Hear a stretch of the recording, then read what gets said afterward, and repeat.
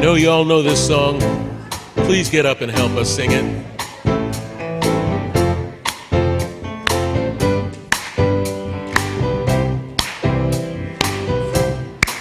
When the night has come and the land is dark and the moon is the only light we'll see, no, I won't be afraid. Oh, I won't be afraid. Just as long as you stand by me. Oh, darling, darling, stand by me. Oh, stand by me. Oh, stand by me. Stand by me. If the sky that we look upon should tumble and fall, and the mountains should crumble to the sea, I won't cry, I won't cry, no, I won't shed a tear. Just as long as you stand by me. Whenever you're in trouble, won't you stand by me? Oh, stand by me. Oh, darling, won't you stand? Stand by me. Stand by me. Stand by me.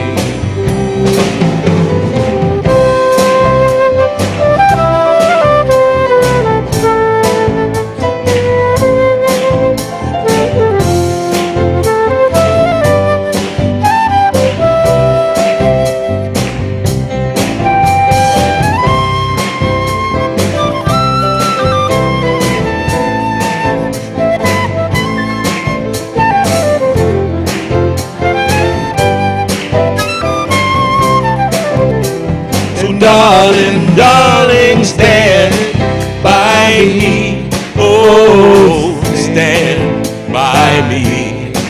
Oh, stand by me. Stand by me. Stand by me. Stand by me. Whenever you're in trouble, won't you stand by me? Oh, stand by me. Stand by me. Stand by me. Stand by me.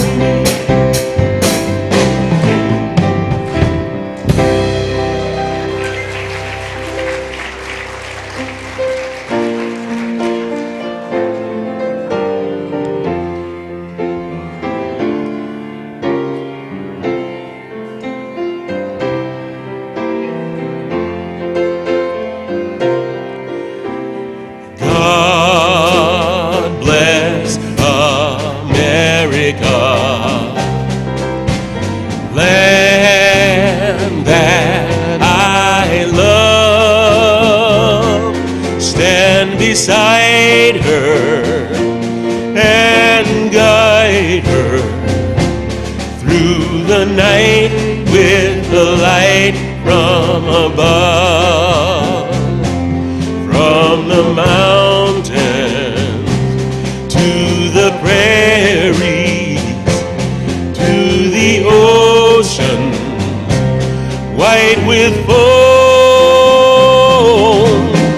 God bless America, my home, sweet home. God bless America, my home, sweet home.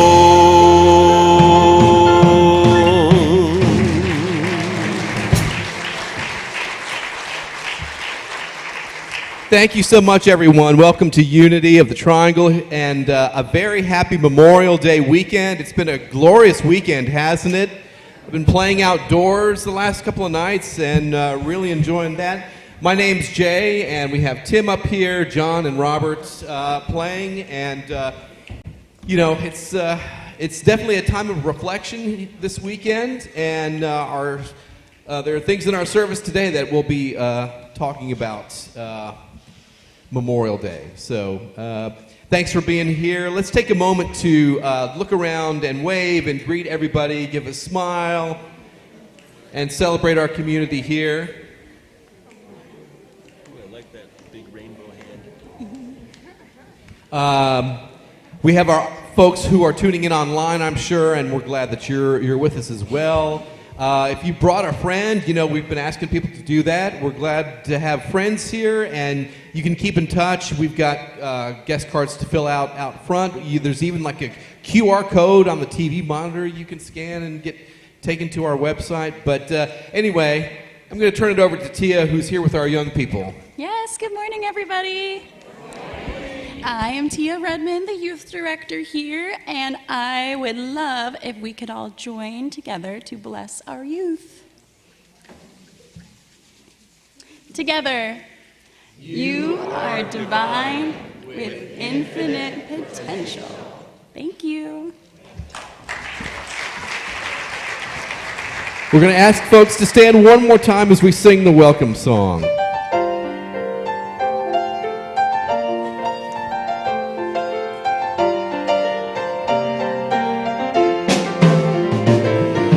Welcome into this place.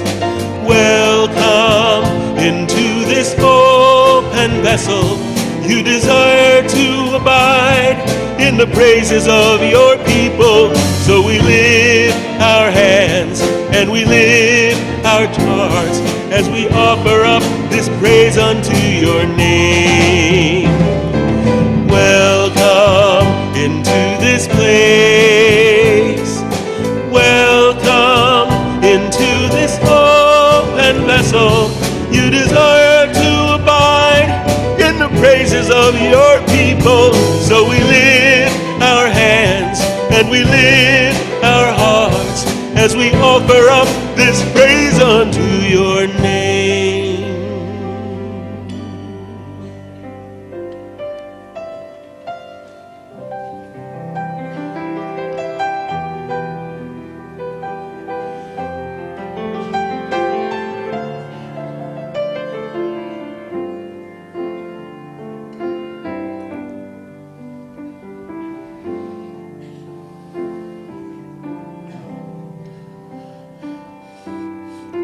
Surely the presence of the Lord is in this place.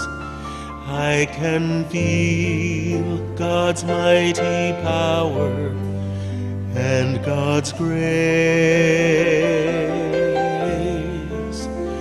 There's a holy hush around us. I see glory on each face. Surely the presence of the Lord is in this place. Good morning. Will all the prayer ministry please stand? We invite you to join us as we lift up in prayer all that is in our hearts in this moment. Let us pray. We breathe and relax into the soothing stillness of our open heart space. We embrace our connection with the divine within, and with every individual named in the prayer box, our beloved church family, and all the world. We focus on the all-encompassing presence that is closer than hands and feet.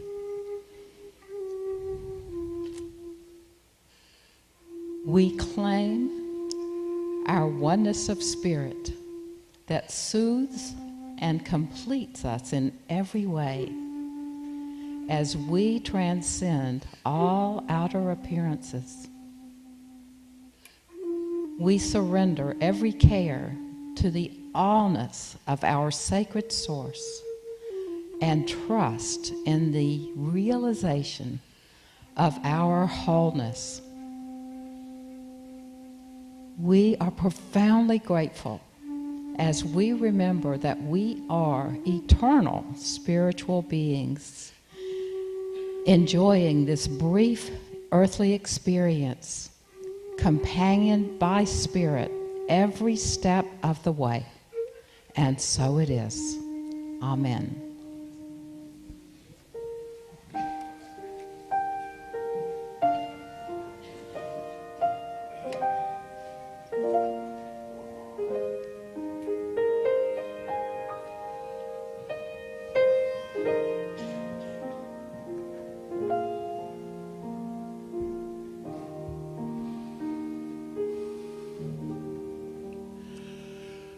Love that heals, love that sets us free. There is only love.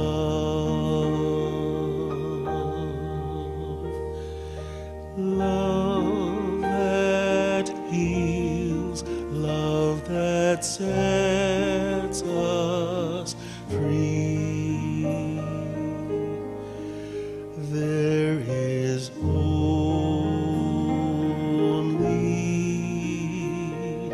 love.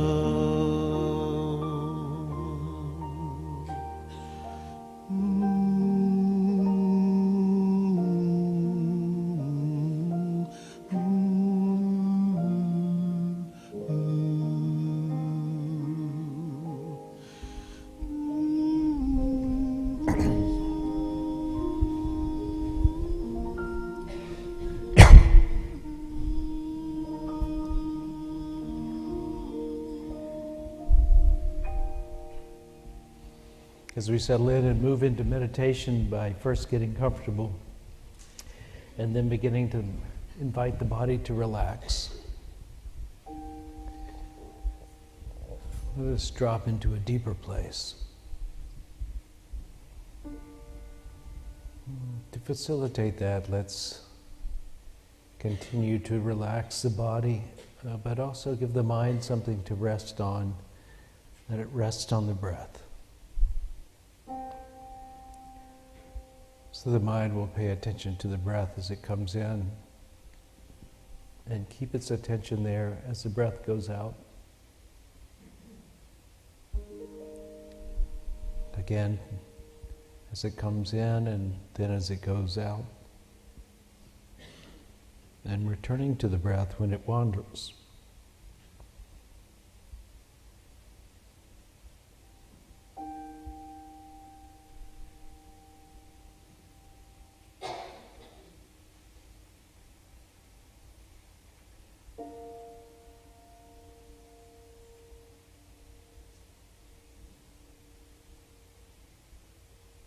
Now let's bring the breath to be focused in the heart. So as we breathe, let it feel like it's focused in the heart, with the in-breath and the out-breath bringing energy to the heart.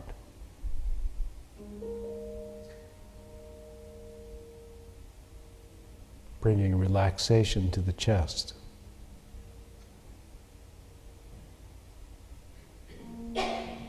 Bringing space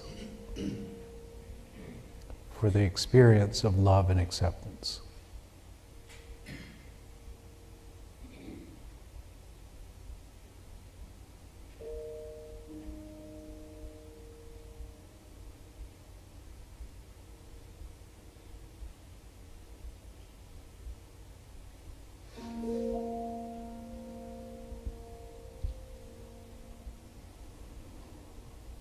In today's meditation, we're going to focus on love.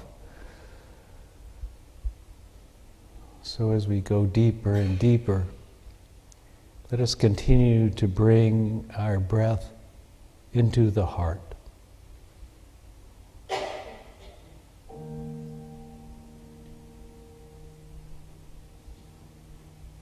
perhaps you'll see your heart with more light in it, or feel more energy, or sense an awakening there. But as we continue, let it grow in its expression of love.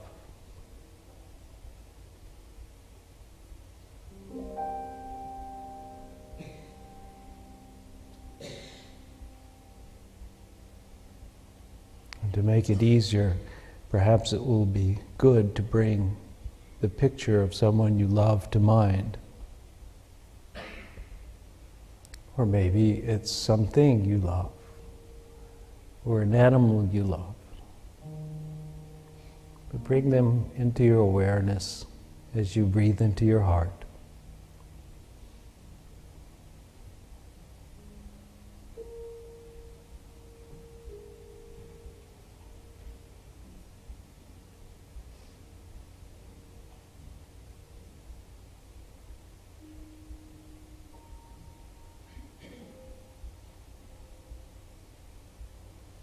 And if there's a tightness in your heart, perhaps there's something you need to forgive, let go of, or release.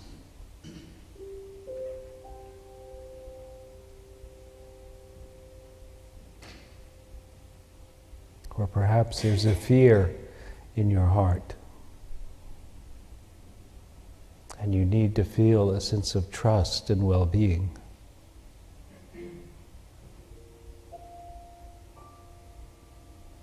Or perhaps there's a pain in your heart.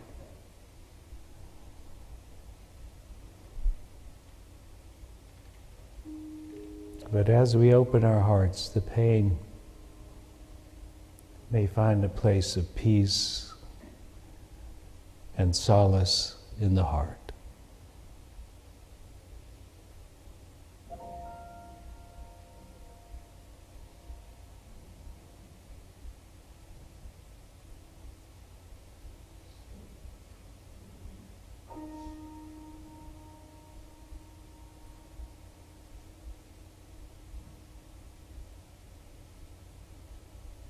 Now I would like you to practice sending love from your heart. Let us start with the idea that you're sending love to someone you know you love. Imagine, sense, or feel the radiance of love leaving your heart and going toward them.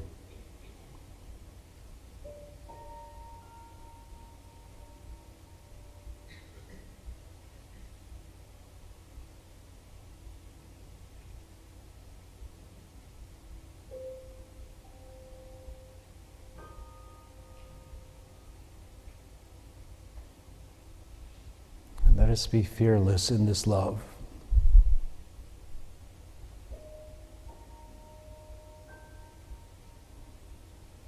And next, let us send love to someone whom we know but have not deep affection for.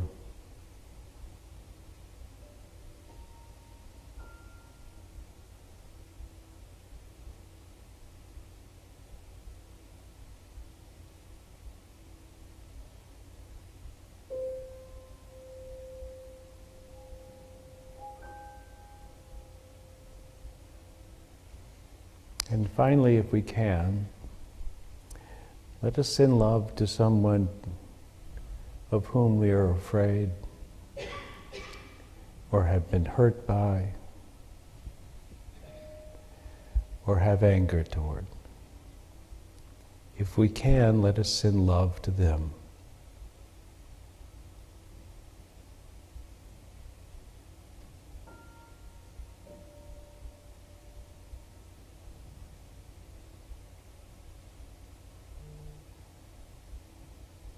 Now, before we quit, let us send love in all directions to everyone and everything, with no conditions and no expectations,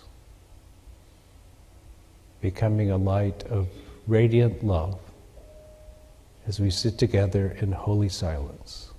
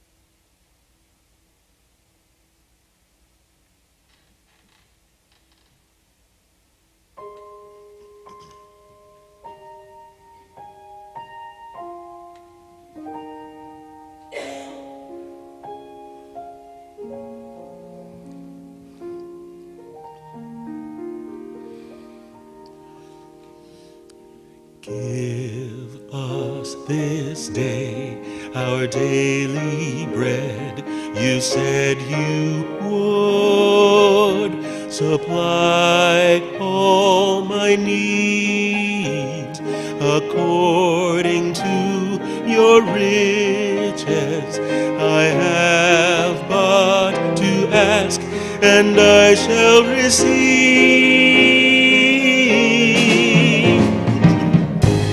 To go from here and share this love you gave to me, to show someone who's lost and help them find their way, the way to truth and faith, so they can be free like me, free like me.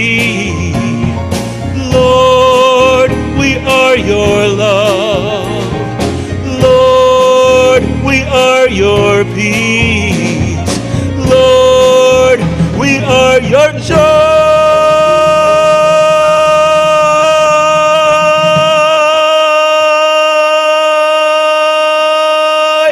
This day.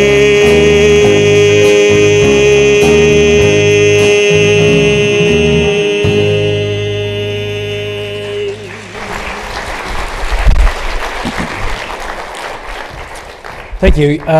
Great music today. Thanks for singing. You all sound really good when you let it rip, so thank you for doing that. Happy Memorial Day. This is a day that was started in 1868, 3 years after the end of the Civil War, to commemorate the soldiers that died. It has been now it includes all the soldiers that we've had in the 12 wars that the United States has fought including the Revolutionary War. And 1.1 million soldiers have died in war for the United States. That's a lot. And I have been alive long enough to see 4 wars. Pretty impressive, isn't it? 4 out of 12. Must be picking up pace, and of which I'm not very happy. So I want to say that one of the things that has struck me is the title of today's talk is, "What Would You Die For?" And of course, on Memorial Day, we know that 1.1 million people have died for this country, or for their fellow comrades, because they're trying to save them in a more personal way. But that's what they died for. I would like to say there's something that, when I was thinking about this, that struck me, is that most of us don't have a direct "I will die for you," meaning literally I will take absolutely the surety of I'm dying and you are living as an equation. Most of the things we die for, it's a risk. It's kind of like I'll put myself in harm's way, but I'm not sure I'm going to die for it, right? And I was thinking along those lines, then really everything we do that seems like to be a risk is something we would die for in a certain sense. We'd be willing, we're taking a risk, maybe a calculated risk, maybe a minor risk, but there's something we would die for. I have been reading a book about one of my friends who was a world famous climber, Royal Robbins, and I think of all the chances he took to become world famous as a climber, but not to become world famous, but because he was intent on doing something that was hard, that fulfilled his soul. And so I looked it up, and how many climbers die a year? About 30. Okay, so his odds were pretty good, really. And then but I was a kayaker, so I looked up how many kayakers die a year, because I was doing it for fun and for adventure, and perhaps for a sense of accomplishment, or proving myself in some way. And then about 96 people die a year as a kayaker. And then I thought, well, what about people who drink? I mean, there's a risk in that, and And the statistic comes out to about 178,000 people die each year from drinking or complications like cancer or heart disease, etc. And then I thought, well, how many people die from drugs? And I believe the number is 87,000 die from overdoses. So what would you die for? A chance to be happy, a risk to find the thrill of adventure, the need to have relaxation by drinking or drugging or something, or the big one, which I don't even think I have down here, is how many people die from car wrecks. It's a lot. I think it's 48,000 a year. So I just want to say, the question of what you would die for is actually rather complex, isn't it? We typically think that what we would die for is someone we loved, like I would do it for my children. And many parents literally are willing to do that, or maybe for a loved one, or in some cases for, I was reading of a school teacher, elementary school teacher, who'd been trained in the protection of children when a mass shooter was there. And he said, I definitely have figured out I would die for my children.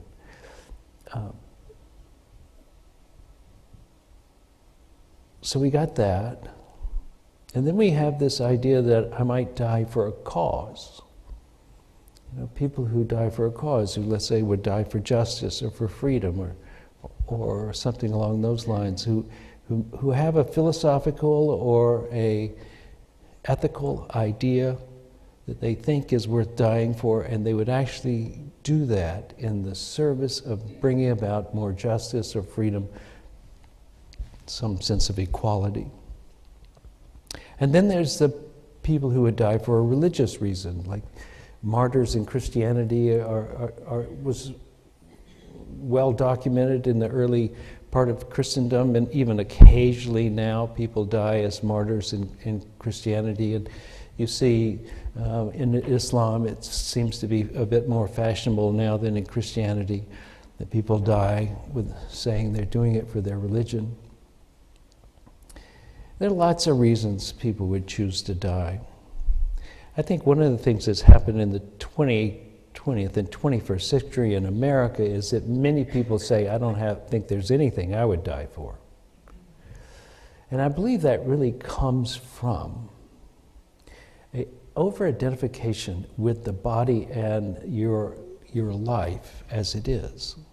That one of the secrets of leading a very brave and spontaneously courageous life is to have a deep understanding that you are not your flesh, that this flesh is not all you are, and so what you are will not end when the body stops breathing.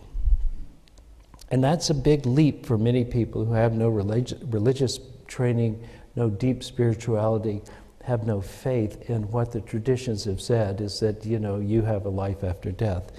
That in a country, our country in particular, that has become so materialistic, meaning that it believes that matter is the source of everything, and anything that isn't made of matter, like spirit or soul or something like that, is really a fairy tale that was told to placate people or keep them in line. And the threat of something after death has worked for that purpose, but we no longer believe that. So that leaves us at this moment in this country with a deficit of the willingness to die for something, because we don't believe that there's anything left other than our bodies. That, and we don't believe there's anything that's worth it, period. Now, another way of saying what would you die for is what would you live for? In other words, what would you give your life energy, your time, your talent, your treasure, your intention? What would you sacrifice something that was precious to you to accomplish? What would you live for? And many of us might find that a better, easier answer. I would live to be famous. I would live to be rich. I would live to be loved by everybody. I would live to be powerful. But again, I think these answers, when we answer that, we're showing that we have not seen the depth of who we are as human beings, as spiritual beings, really. The body and the mind are fascinating, beautiful, and transported us to many realms of experience and joy and suffering and intensity of identity, etc. They have done so much for us, but really, at the point at which the question of death comes, we come to question, is that all there is to us? Is that all there is to us? Are we just the body and the mind? And it's a really, really important question how you answer that. I was watching, I was falling asleep a lot. I was watching documentaries on that were exploring the question of, in a very scientific way, who are you? Who are you really? One of the curious things they did was they started mapping the brain by having the cranium opened up and putting electrodes all over the thing, and then seeing what happens when they sparked an electrode. And they found this really fascinating, that one of the things that they've known for some time is that when you raised your hand, there's something fires inside your head. There's a electrical action inside your head. So, and then your hand goes up. And the question was, they would ask the people, so I should tell you this, they would sometimes fire it and someone's arm would go up, that spot, right? And they would ask the person, did you make that happen, or did we do it? And they were 100% correct. They would always know if they made the decision or if the electrode made the decision to raise their hand. That was kind of interesting in and of itself, that they could always tell the difference, because they could not feel the electrodes actually working. So it was really just the hand went up, and they had to know if they decided or if the machine had decided. What was curious, though, was they could fire that and they could stop it. They could stop it from happening. And so what the researcher came up with, there may not be anything called free will, but there is definitely free want. I won't do that. And that was in the level of conscious decision making. It was at a level that they could never find conscious decision making by mapping the brain. They could not find that high level of thought, reason, like conviction, etc. They couldn't find that in the brain by firing any electron anywhere in the brain, but they could get the body to move, they could have emotions, they could have many of the movement, etc., all that sort of stuff that could happen with the brain, but they couldn't get essentially the higher functions of the mind by tapping any part of the brain, which led the researcher to believe that the brain was not the level did not produce the level of what we would call rational intelligence. That's kind of weird, isn't it? It's not that it's not located there, but many parts of the brain are. In other words, essentially the animal parts of your brain can be mapped and can be proven to be able, you can stimulate it and something happens, but you cannot prove that the brain can fire and make rational decisions nor higher levels of thought. There's no calculus place, there's no, poetry or any of that stuff. No place in the brain that works. So the conclusion was that the brain was not the mind. It was used by the mind, but it was not the mind itself. Which is kind of like they were really hoping to find reasons to believe in God, I believe. And in this, I think what it says is that when you find something, as it relates to this subject, when you find something worth dying for, something that you have agreed to, you can override your natural habit of self-interest. That what is transcendent in you, what is not physical in you, can override your fear of dying, can override the selfishness that is natural to us, natural to the body. The body definitely wants to preserve itself. It definitely wants to make sure that it is not embarrassed in public. It definitely doesn't want to be hurting. These things that are definite about this being can be overridden by your conscious decision. And I believe when we are in a state like we are in the 21st century here, where we're stimulated over and over and over, and the degree to which we give our power to our higher level of thinking is diminished by how much time we watching TikTok. That we don't practice these higher levels of imagination or thought or calculation or investigation with our higher thoughts. And so it seems to us that there really is less, perhaps there's less awareness of our transcendent self that would come by deeper exploration of our own thought process. That's one thing. That's still on a very materialistic way. I want to just say, what we've been talking about here for the last few months, and actually I was just kind of drawing on what Larry was saying last week. If you weren't here, we had a guest speaker named Larry Schelling. And he said, anything that can be taken from you is not who you really are. Well, that makes sense, right? You can have everything, but if you lose a limb, it's still you. You lose your job, it's still you. You lose a wife or a child, it's still you.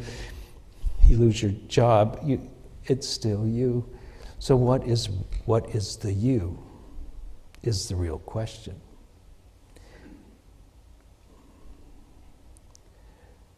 So obviously you could lose multiple parts of the body and that would not be you. And you might actually not be able to, you might be in a coma and you might not be very active, but there's still a you there. So what is this you that is who you really are? And what Larry was saying was essentially that you take everything away, including your concepts of what life is. And what you're left with is this awareness and maybe nothing else. The awareness itself may be who you are, this open field in which activity happens, like your body, your mind, etc. This open space that you become, that you realize that that's who you really are. Now, if you get to that point of deep reflection, then your fear of death diminishes by an enormous amount, because you can say no to that fear of death because you have a deeper understanding of who you are.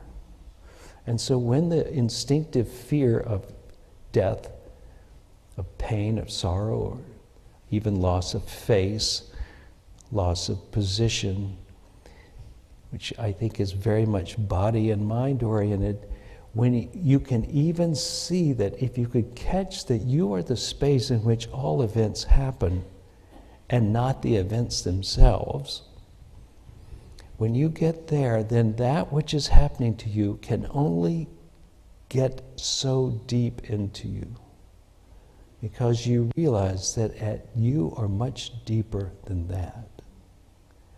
And that happens to be who you really are.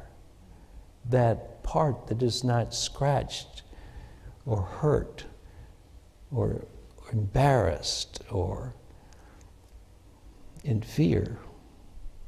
Those are parts of your mind body that are activated, but you don't have to buy it, because that is not who you really are. And on those brain studies, it seems to correlate it. You can say no to the sensation of move your hand, fear, anger. Isn't that remarkable?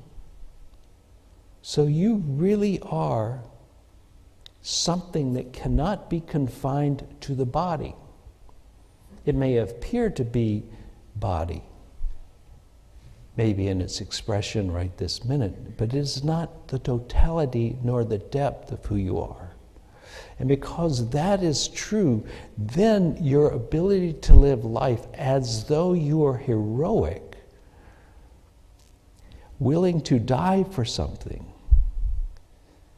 or more precisely, willing to live for something, becomes more self-evident, because you are not afraid of what you will lose by doing it. And so we can take this idea and we put it over an overlay on what Jesus did with his life. So Jesus is an interesting character because one, it was a long time ago. And two, there are many overlays of who we think Jesus is, etc.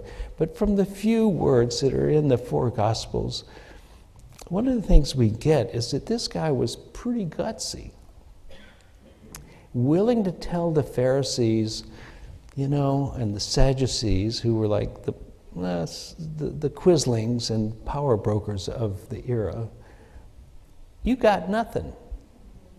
Y'all are all wrong. You're actually worse than wrong. You're leading people astray. That's pretty bold. Or when he's on trial in front of Pilate, and Pilate says, hey, tell me, who are you? And he goes, I'm not saying anything. He goes, well, what is truth? I'm not saying anything. Well, I could kill you. I'm not saying anything. Because he's not his body and his mind. He is that thing that transcends the body and the mind.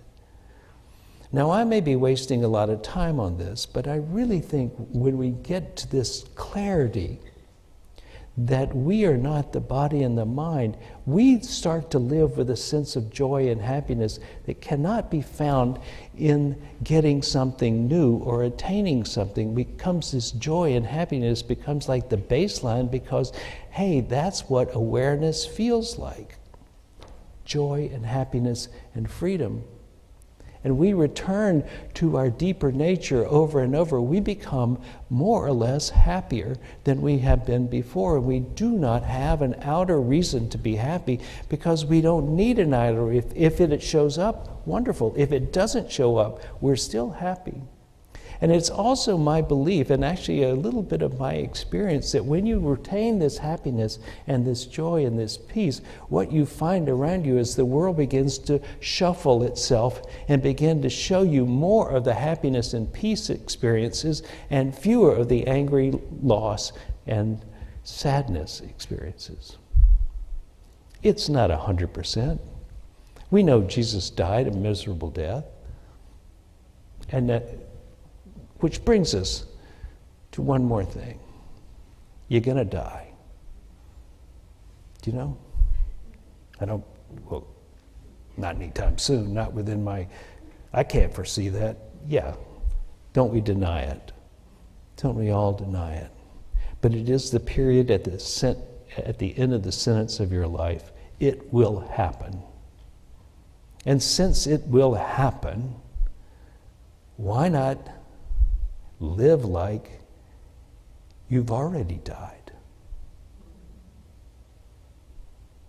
It's a fact, not yet present, but live like you've already died. So, as they say, dance like no one is looking and sing like you're Tim Smith.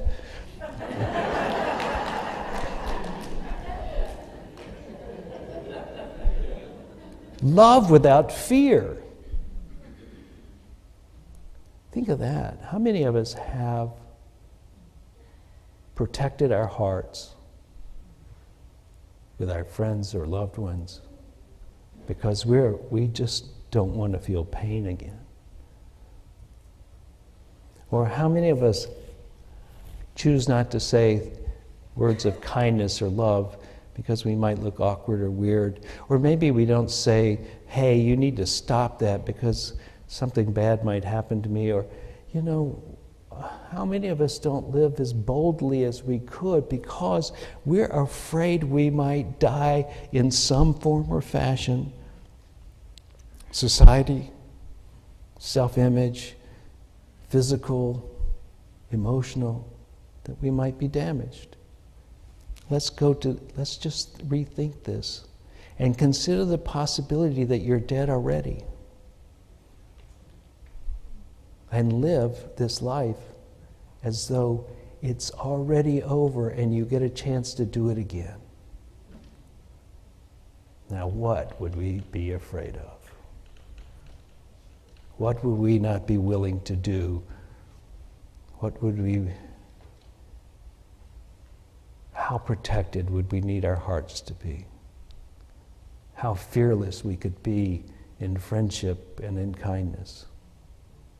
How generous we could be with all our possessions and our time if you had already died and you got the chance to live it again. So what would you die or live for? That's a higher level of question than the animal nature of you can determine. So investigate.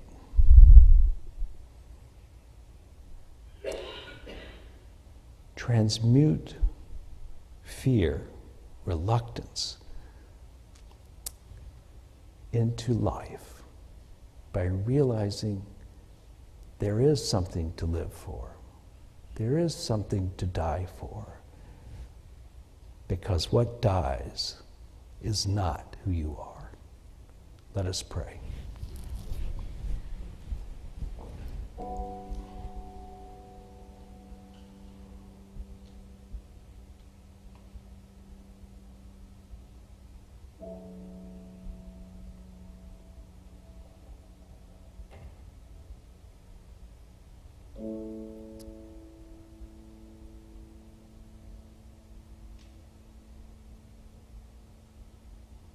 As we pause for a moment and feel into what this body-mind is feeling or thinking, let us acknowledge it and appreciate it. For it is giving itself to us to express who we really are.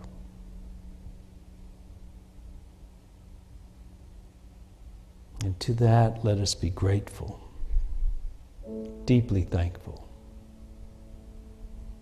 that the body and the mind are allowing us to express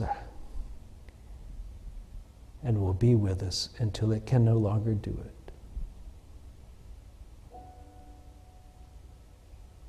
What a lovely servant.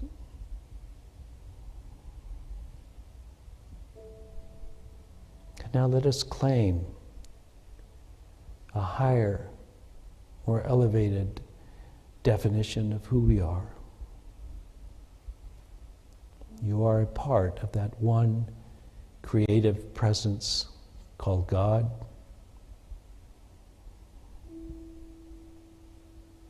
The ultimate intelligence,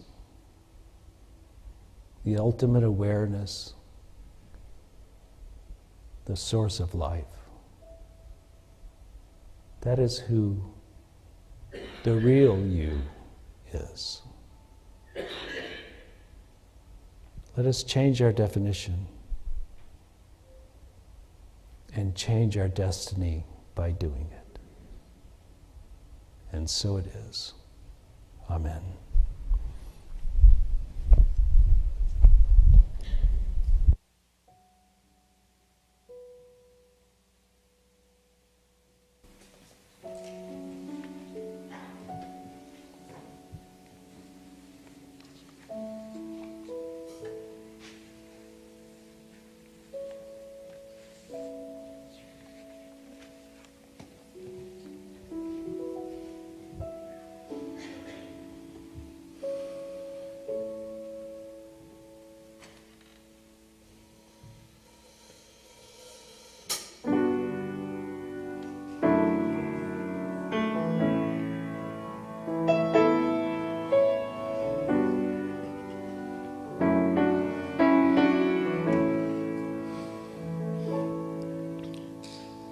I'm not a woman, I'm not a man.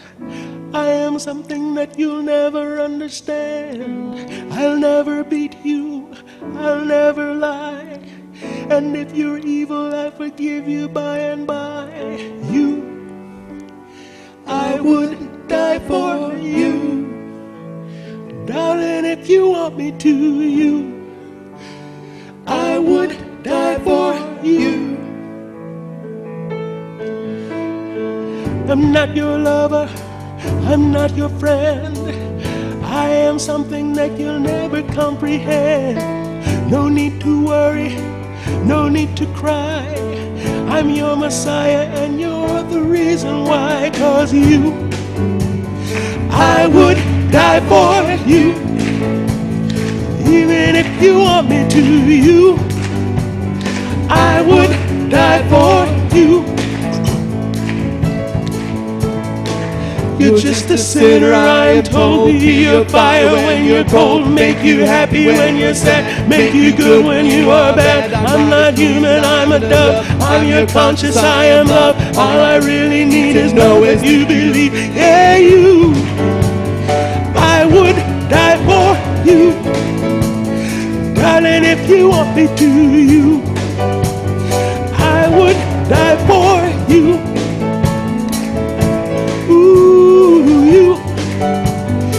I would die for you.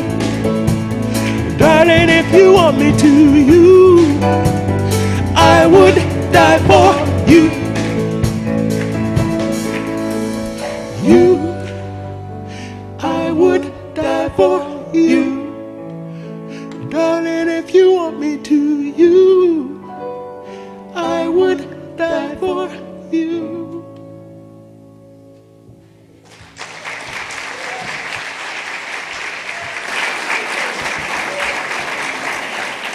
An oldie but a goodie.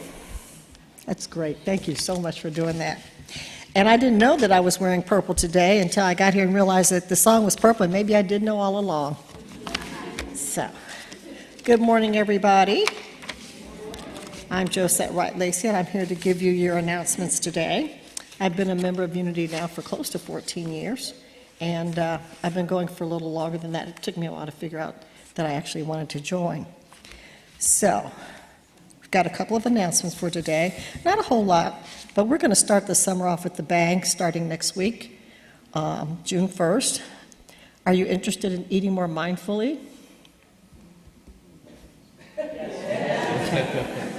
Would you like to find a way to eat for your life instead of living to eat? Very good. So I have something for you. Next Sunday from 1:30 to 3:30, Reverend Michael Gadway will do the second part of his mindful eating series. Part 1 is not required because if you've gone to one of his classes and have gone through it, he does an excellent job of bringing it all together. So when you get to the end, you feel like you've heard the whole thing, even if you didn't. In this workshop, he will continue to discuss mindful eating, consciousness by exploring the holistic Eastern medicine of Ayurveda. You will learn about Ayurvedic health care, determine your unique Ayurvedic constitution, and how to eat right for each type. Learning about appropriate cleansing and explore the benefits. We talked about this life, good sleep hygiene. I'm doing better. I'm not there yet. I still like to read before I go to bed. That's a no-no. You'll learn if you come. and techniques for mitigating travel fatigue. If you came to the first workshop, you'll build on what you've already learned. Prepare to think differently about what you put into your body. There's a suggested donation of $30, and it's worth every minute and every penny. Sisterhood Saturday. Have you been yearning for a place where you can be truly seen, heard, and uplifted? Do you want to connect with other women in a space that welcomes both your questions and your wisdom? For centuries, women have gathered with grandmothers, aunties, sisters, and friends to navigate the joys of life and seasons of life together. We are going to carry that tradition forward, creating a new space for modern-day sisterhood and spiritual nourishment. Would you love to set aside each month a time to reflect, to journal, to share your stories, and grow spiritually, side by side, with kindred spirits? Then welcome to Sisterhood Saturday, a summer series brought to us by our own Reverend Tammy Johns, an interactive experience that will offer prayer, music, a message, time for reflection and dialogue. Come, bring a friend, bring a journal and a pen on Saturday, June 14th at 10 a.m. in the Fellowship Hall. The message for that day will be celebrating the divine feminine. One of the wonderful things about this community is it is full of artists and creative people. And if you ever walk into that fellowship hall and you're not just awed by the talent on the wall, you're not seeing it right, and I suggest you try to do it again. We are about to enter our spring awakening. Oh, I lost my page. Oh, that's interesting. Oh, there it is. In the fellowship hall, the next art exhibit, Spring Awakening, is coming soon. All welcome to submit their artwork Wednesday, May 28th, which is this coming Wednesday, between 1 o'clock and 4 o'clock. And if you have artwork already displayed in the current exhibit, please pick it up today. We always talk at this point about why people make the decision to give to Unity. And I had an interesting thought this morning. I was looking at my library. I'm the daughter of a librarian, and my first love and passion was books and reading, all kinds, whatever I could get my hands on. My mother did not believe in censorship, so I probably read some things I probably shouldn't have read at that age, but I turned out okay. From Nancy Drew to biography of Martin Luther King before I was in the 8th grade. And one of the things that I learned, it taught me so much about life. And when I came to this church, I did not realize I was going to be going into other aisles in the library and in the bookstores. The consciousness that we learn about here, the spirituality that we learn here, has allowed me to expand my bookshelves now. So I have things by Butterworth, who I never heard of. Linda Martella Whitson, about how to pray. I thought I knew how to do that. And so when you think about all the things that we learn here, we learn to open our world to things that we hadn't thought about before. Just take a look at our bookstore, and you'll find such wonderful things, like by our own people, like Sandy Rifkin. So who else? Who are our authors here? We've got some other authors here. Didn't I see Rebecca? There's Rebecca. Somebody else has written a book, maybe over here, written a book. So we've got the talent here, so let's use that talent and that creativity. And where else are you going to find that many creative people? Who's that up there hiding behind them? Tanya. Auntie. So take advantage of all the wonderful talent in this community and all the artists and all the free thinkers, and let's use our time together to really support our community. Now we have several ways to give, and we have a new one, new today, how to text. Does anybody here know how to text? Does everybody text? When my mother was 70 years old, she called me one day and she said, could you please have Joseph call me? That's my younger son. I said, why? Why keep calling him and he's not answering? I said, well, he does that to me too, so next time he calls me, I'll tell him to call you. About 2 weeks later, she said, well, I've solved my problem. How'd you solve your problem? She goes, I texted him. You texted him? How did you know how to do that? Well, I called her other grandson, Said, go with me to the phone store and help me get the right kind of phone and then show me how to text. And so once she learned how to text, she felt like she had the world in her hand because they will answer a text from her. Maybe not me, but from her. But we have many ways to donate. First and foremost, we can use our, this has got a little, there's one out in the lobby. If you don't have one, if you can't see this, you're going to text 919-948-1234. Type in the sign, the dollar sign, and then whatever the amount is, and press send. Now that sounds a little crazy, doesn't it? Because the first time you set it up, first time you do it, you'll have to set up with your bank account what number you want to have, what account you want to have the money drawn from. But once you set that up, you can always use that to text to donate. Some of you have already done that before. You could also scan and donate online. For those of you who are technology challenged, find someone under 30 or a really progressive older person, and they can help you figure this out. This is an extremely easy way to text a donation to the church. Also, always you can go to the website and click on the orange donate button, and it will take you immediately to the donation. We've also got a card reader in the lobby, and you can even sign up for automatic giving, which I do because it's so easy and I don't forget. So your donation is deducted from your account every month. We know it's up to us for this spiritual community to continue to thrive and grow, and we thank you all for being a part of it. Will the greeters please stand to bless our gifts? Let's bless our gift with the affirmation on the screen. Together, divine love as me blesses and multiplies all that I am, all that I have, all that I give, and all that I receive.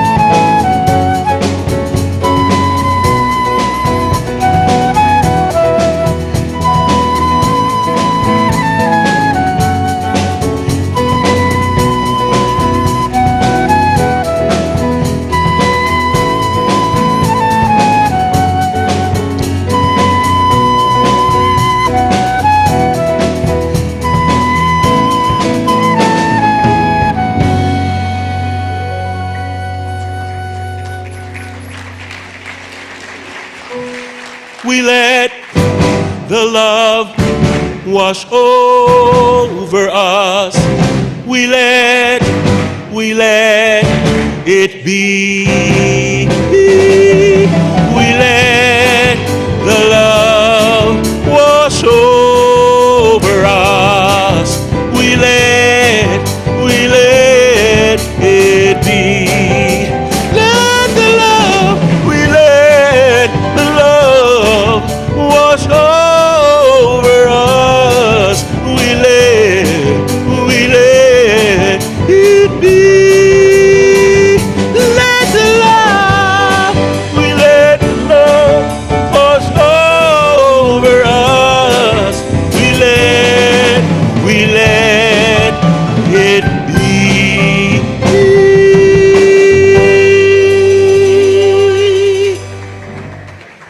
light of God surrounds us. The love of God enfolds us. The power of God protects us. The presence of God watches over us. Wherever we are, God is, and all is well. 1, 2, 3.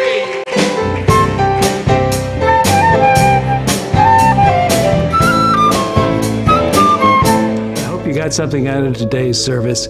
We intend to bring you things that will help you in your life become more of who you want to be, give you the freedom of forgiveness and the hope of expectancy that your life will unfold in a way that brings you joy, happiness, and is a contribution to the world.